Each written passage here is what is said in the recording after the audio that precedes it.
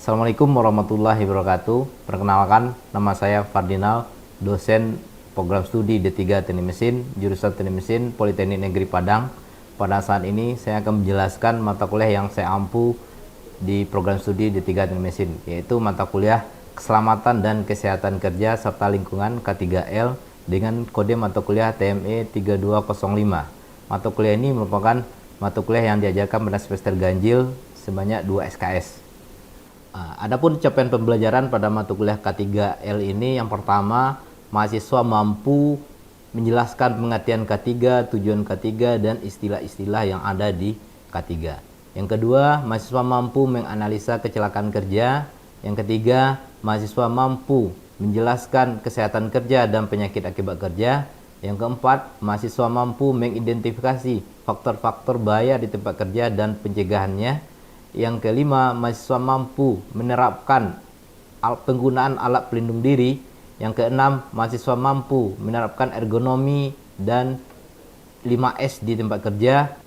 Yang ketujuh, mahasiswa mampu melakukan pencegahan dan penanggulangan bahaya kebakaran. Yang kedelapan, mahasiswa mampu menerapkan keselamatan kerja listrik. Yang kesembilan, mahasiswa mampu menerapkan sistem manajemen keselamatan dan kesehatan kerja SMK3. Yang ke-10, mahasiswa mampu membuat skenario tanggap darurat. Yang ke-11, mahasiswa mampu menjelaskan hukum ketenagakerjaan. Deskripsi mata kuliah K3L ini dimaksudkan untuk memberikan pengetahuan dan pada mahasiswa tentang keselamatan dan kesehatan kerja serta lingkungan. Pada mata kuliah ini diajarkan bagaimana penerapan K3 di tempat kerja. Untuk materi pembelajarannya ada 11. Yang pertama, keselamatan kerja. Yang kedua, kecelakaan kerja. Yang ketiga, kesehatan kerja dan penyakit akibat kerja. Yang keempat, faktor bahaya potensial. Yang kelima, alat pelindung diri. Yang keenam, ergonomi dan 5S. Yang ketujuh, pencegahan dan penanggulangan bahaya kebakaran. Yang kedelapan, keselamatan kerja. 9, sistem manajemen K3 atau SMK3. 10, tanggap darurat. 11, hukum ketenagakerjaan. Sistem pembelajaran K3 ini dilakukan secara hibrid, ada online dan offline-nya. Online digunakan untuk pengumpulan data, sharing materi kepada mahasiswa, serta pengumpulan tugas. Sedangkan offline adalah tatap muka yang dilakukan di gedung perkuliahan di Politeknik Negeri Padang. Metode pembelajaran ada dua, yang pertama ceramah, yang kedua diskusi. Untuk ceramah itu diharapkan dengan adanya metode ini diharapkan mahasiswa ditingkatkan pengetahuannya di bidang K3. Sedangkan yang kedua, metode diskusi ini dengan membentuk kelompok. Dengan adanya kelompok itu mahasiswa bisa menyelesaikan studi kasus yang diberikan pada beberapa topik perkuliahan, dan setelah itu mahasiswa mempresentasikan topik yang hasil diskusi mereka tersebut di depan teman-temannya. Untuk mempermudah penyampaian materi, saya menyiapkan slide presentasi dan buku ajar sesuai dengan topik perkuliahan. Untuk sistem penilaian pada mata kuliah K3L ini ada 3 komponen penilaian. Yang pertama, sikap 10%, yang kedua tugas 30%, yang ketiga kompetensi 60%. Untuk kompetensi itu diambil dari setiap pertemuan ada nilai kuis dan ada nilai UTS dan UAS. Hasil penilaian dari pembelajaran K3 ini diinfokan melalui spadame.pnp.ac.id. Di sana mahasiswa dapat mengakses semua nilainya mulai dari kuis, tugas, ujian tengah semester, dan ujian akhir semester. Berikut ini kami tampilkan video pembelajaran K3L.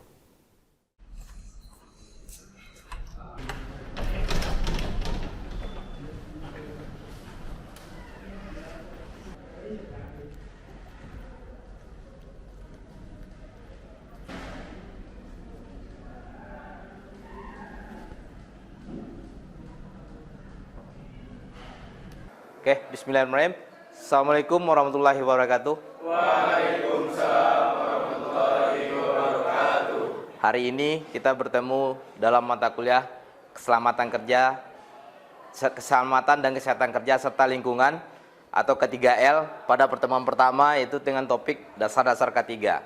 yang akan kita pelajari pada hari ini, apa itu K3, apa tujuan K3, dan istilah-istilah yang ada di K3.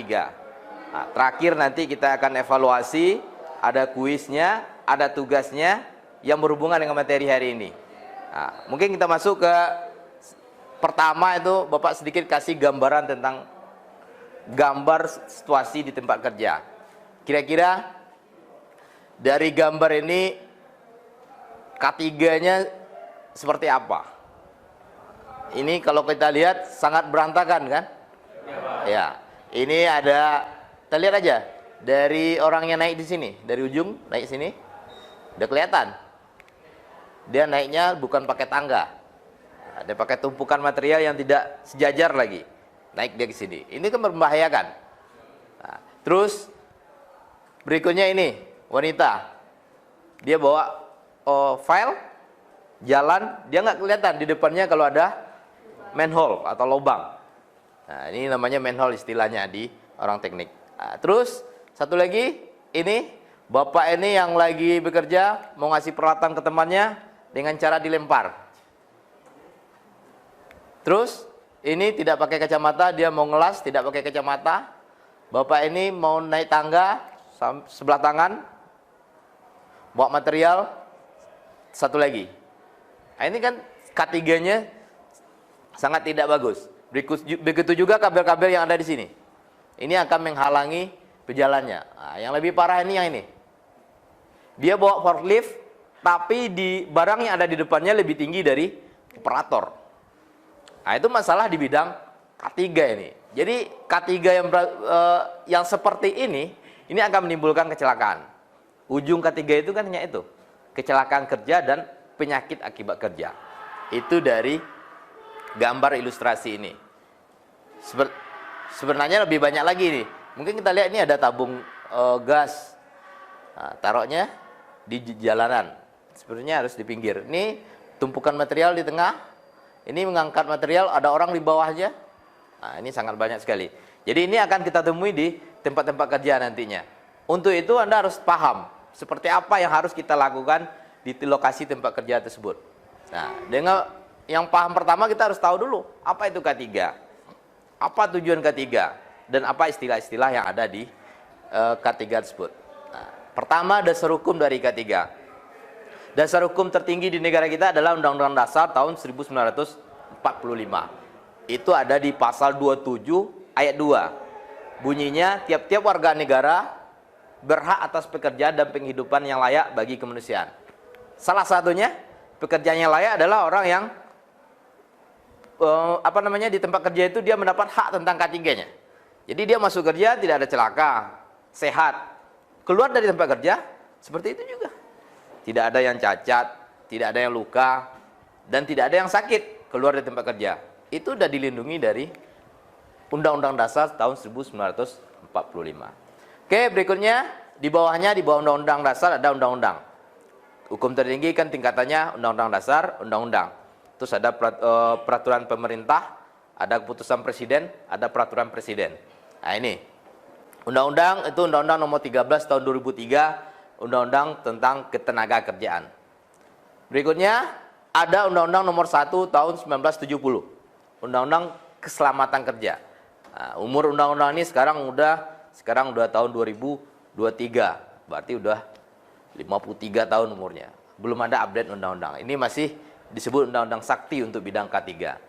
Nah, berikutnya ada peraturan pelaksana, ada peraturan pemerintah, ada peraturan presiden, keputusan presiden, peraturan menteri, keputusan menteri, atau di tingkat bawah ada di gubernur, peraturan gubernur atau perda.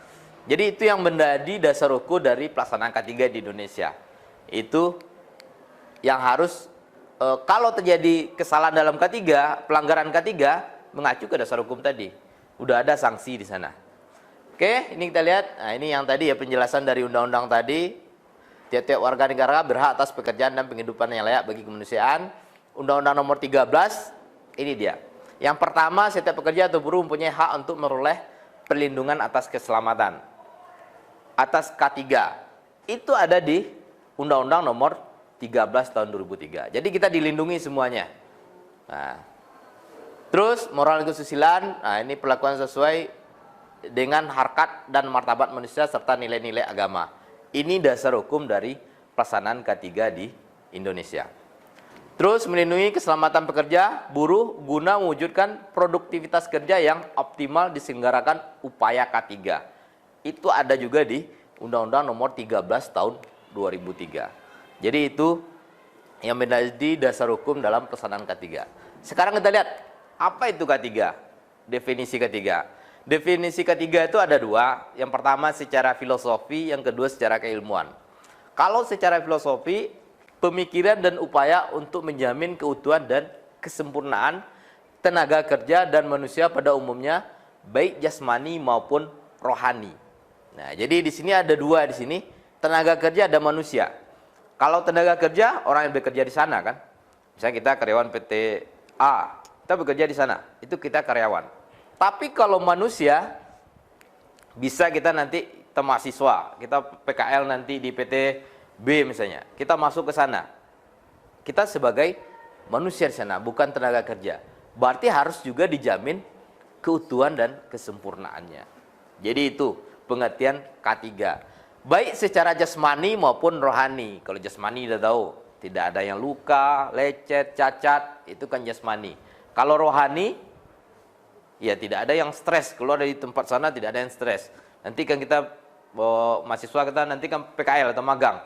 Nah, jadi selama magang itu kita juga dijamin. Jangan sampai waktu magang itu kita stres.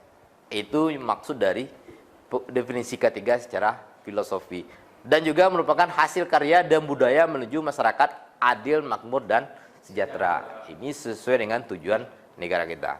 Yang kedua, definisi secara keilmuan, yaitu suatu ilmu pengetahuan dan penerapannya dalam upaya mencegah kecelakaan, kebakaran, peledakan, dan penyakit.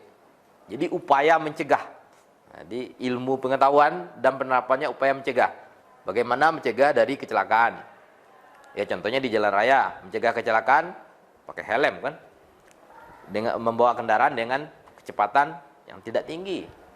Nah, kan makanya di jalan raya itu ada rambu-rambu, berapa boleh kecepatannya ada di sana. Itu yang dimaksud dengan secara keilmuan. Atau kebakaran, bagaimana mencegah kebakaran? Ya penyimpanan materialnya, misalnya di bengkel ada bahan bakar BBM, bensin atau solar misalnya, itu ada penyimpanan khusus. Bagaimana mencegah terjadi kebakaran, disimpan secara khusus. Atau kita pekerjaan las misalnya, orang mesin kerja las, harus di sekitar tempat las itu tidak ada yang bahan yang mudah terbakar, kan harus diperhatikan. Oke, atau peledakan. Nah juga mungkin kalau peledakan contohnya ada gardu, atau kalau kita orang mesin yang meledak mungkin boiler ya, kita punya boiler misalnya, itu kan bisa meledak. Pokoknya yang ada tekanan biasanya bisa meledak. Terus pencemaran, ini biasanya misalnya ada tumpah dari bahan bakar atau tumpah dari zat kimia seperti amonia, atau tumpah dari pencemaran asetilin misalnya. Itu termasuk dalam pencegahan dalam pencemaran. Atau penyakit juga, ini seperti kemarin zaman COVID-19, kita kuliahnya secara online kan. Tujuannya itu tadi, mencegah penyakitnya menular. Nah, itu yang di pengertian secara keilmuan. Jadi ada dua, ada filosofi dan ada keilmuan. Berikutnya, tujuan dari K3. Pertama, tenaga kerja berhak mendapat perlindungan atas keselamatan dalam pekerjaan.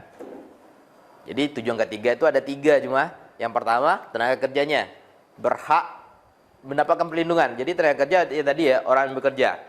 Kita bekerja di PTB, kita terdaftar di sana, itu disebut dengan tenaga kerjanya. Yang kedua, orang lain yang berada di tempat kerja perlu menjamin keselamatannya. Orang lainnya contoh tadi, orang PKL, itu orang lain. Atau mungkin ada tamu perusahaan, atau dari pihak pemerintah kunjungan ke perusahaan, itu dijamin keselamatannya. Makanya sebelum orang masuk tempat kerja itu, mereka didata dulu. Masuk ke posnya, tinggalkan KTP, nanti dikasih name tag, pengenal untuk dia masuk ke sana. Jadi ditulis ada tamu atau apa di sana. Jadi itu yang kedua, orang lain yang berada di tempat kerja.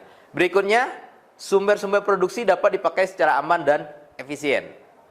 Kita di bengkel ada sumber produksi kita misalnya mesin bubut, mesin milling, mesin las, itu kan sumber produksi. Atau mesin itu adalah sumber produksi. Bagaimana mesin itu aman kita pakai? Jangan sampai ada kabel yang terkelupas. Ketika kita pakai, kita kesetrum. Nah, itu yang tujuan dari K3. Sumber produksi tadi mesin, peralatan. Anda menggunakan gergaji misalnya, menggunakan kikir. Jangan sampai kikir itu melukai kita. Makanya kikir itu dikasih tangkai. Nah, kalau nggak dikasih tangkai, luka tangannya kan? Atau kita menggunakan cutter misalnya, pisau cutter. Pisau cutter itu kan menggunakan ada tangkainya. Coba nggak ada tangkainya, luka kita. Nah, itu bagaimana alat itu aman. Jadi nanti kalau udah dunia kerja itu kita cek peralatan kita itu aman nggak, mesin kita itu aman nggak. Terus yang ketiga, sumber produksi itu bisa bahan, material yang kita pakai. Contohnya, kalau orang mesin material kita apa? Besi, baja ya. Baja kita pakai. Baja yang kita pakai itu jangan sampai membahayakan bagi tenaga kerjanya. Apakah dia debunya atau mungkin ada bagiannya runcing. Nah, itu tujuan dari K3 ini. Bagaimana semua sumber produksi itu diaman dipakai. Ya kalau kita di las mungkin kita pakai elektroda misalnya. Bagaimana elektroda itu tidak beracun. Itu kan termasuk sumber produksi. Jadi itu merupakan bahan. Jadi ini 3 tujuan dari K3.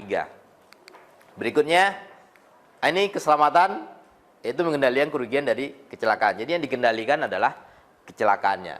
Berikutnya, kemampuan untuk mengidentifikasikan dan menghilangkan atau mengontrol risiko yang tidak dapat diterima, the ability to identify and eliminate unacceptable risk. Jadi bagaimana risiko itu, bagaimana kita menghilangkan risikonya. Contohnya di sini, kita menggunakan listrik. Listrik itu kalau terkelupas bisa kesetrum kan? Kesetrum itu bisa meninggal. Nah, jadi yang kesetrum itu kecelakaannya, meninggal itu risikonya. Jadi bagaimana kecelakaan atau risiko itu kita hilangkan? Ya mungkin kalau yang terkelupas tadi, kita tutupi, kita kasih isolasi. Itu contohnya. Atau lantai licin misalnya, itu bisa kecelakaan. Bisa ada risiko patah misalnya. Nah, bagaimana kita jadi selamat di sana? Ya kita hilangkan lantai licin tadi. Apakah kita pel atau biasanya kalau yang tumpah itu BBM kan dipel susah. Biasanya pakai sekam misalnya atau pakai dari padi atau dari abu gosok misalnya untuk menyerap dari bahan bakar. Nah, itu yang dimaksud dengan keselamatan. Kalau kesehatan, agar tenaga kerja memperoleh derajat kesehatan yang setinggi-tingginya baik fisik, mental maupun sosial dengan usaha-usaha preventif dan kuratif. Jadi yang kesehatan itu ya fisik udah jelas yang tadi ya. Tidak ada yang luka, itu fisik. Mental jiwanya, tidak ada yang tertekan, tidak ada yang stres, itu mental. Sosial, hubungan sesama pekerja. Itu termasuk dalam kesehatan. Jadi 3 bagian kesehatan, fisik, mental dan sosial. Dengan usaha-usaha preventif dan kuratif. Kalau preventif, pencegahan. Kalau kuratif, pengobatan. Kita lihat aja. PT Semen Padang, mereka punya lapangan golf, fasilitas olahraga yang lengkap. Itu termasuk preventif. Kenapa disebut preventif? Agar tenaga kerjanya bugar selalu. Dikasih jadwal misalnya sore itu boleh main futsal.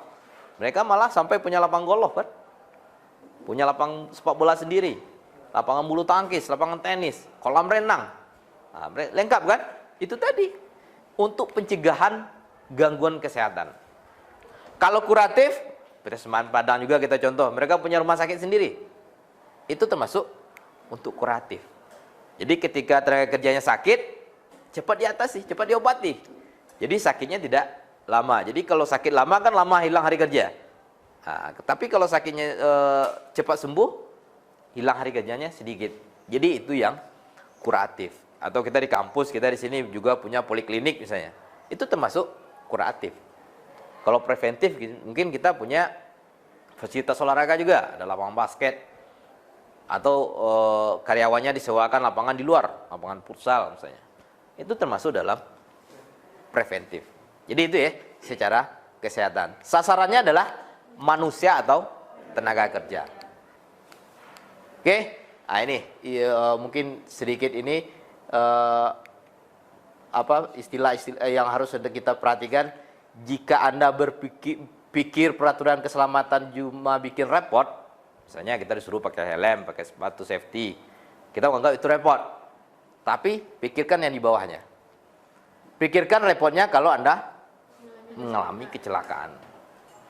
Ketika kita kecelakaan, pasti kita dirawat, pasti kita tidak bisa bekerja, pasti akan merepotkan orang lain. Jadi itu yang harus kita perhatikan dalam istilah K3 ini. Oke, berikutnya mungkin kita buka sesi tanya jawab. Kita minta 2 orang aja untuk bertanya. Silakan sebutkan nama dan silakan bertanya. Silakan berdiri. Silakan yang ingin bertanya.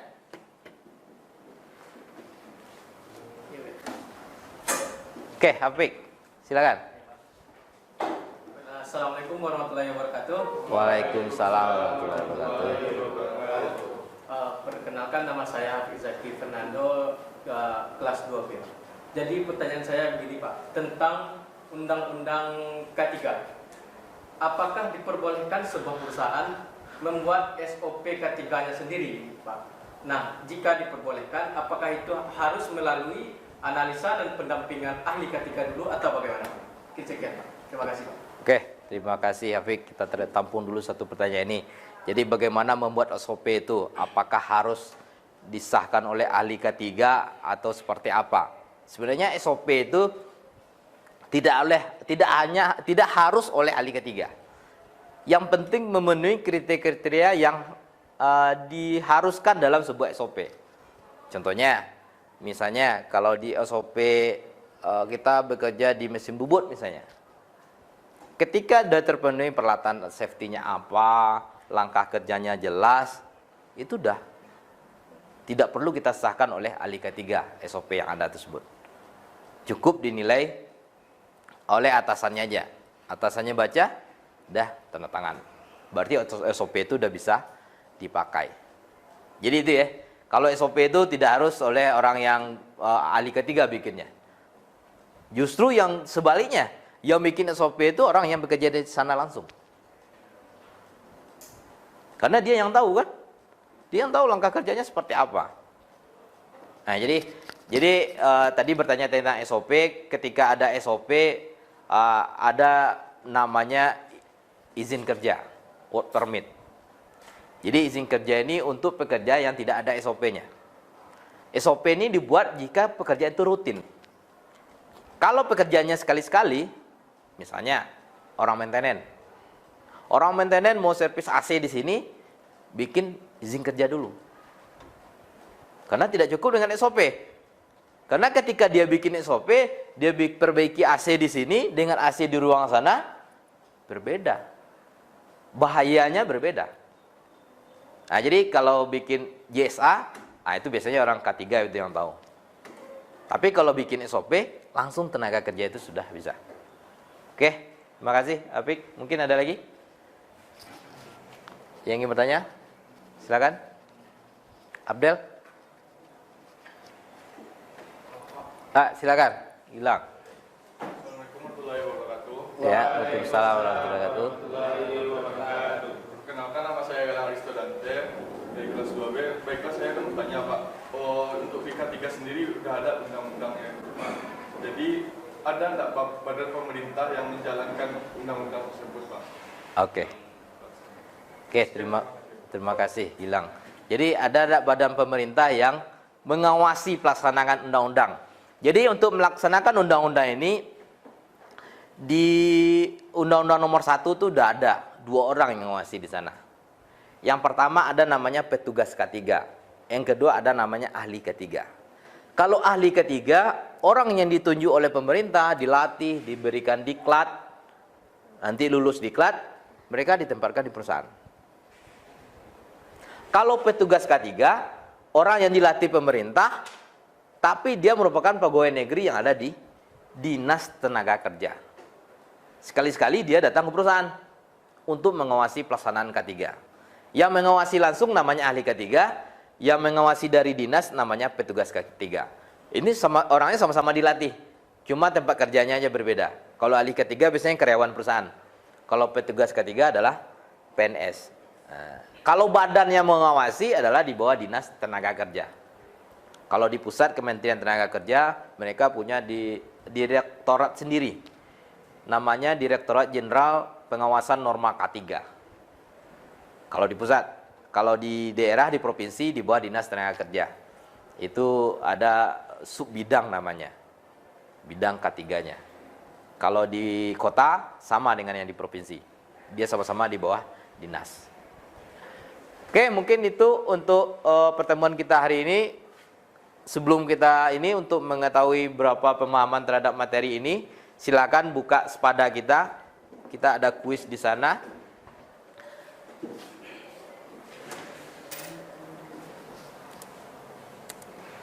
Nah, ini waktu mengerjakan ada 10 menit. Di pertemuan 1 ada kuisnya. Udah ketemu? Udah? Silakan diklik, dikerjakan. Ada 10 pertanyaan. Itu Anda jawab. Nilai satu pertanyaan 10. Nanti kalau ada yang nilainya belum 100, bisa diulang 2 kali. 2 kali lagi, berarti ada 3 kali. Silakan.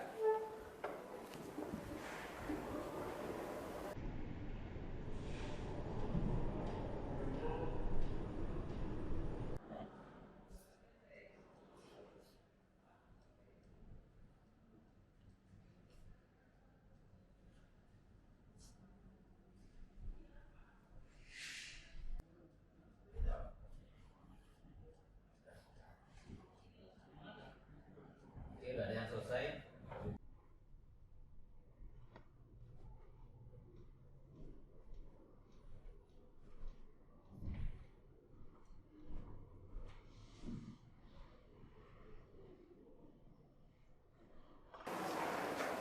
Oke, waktu kita udah habis.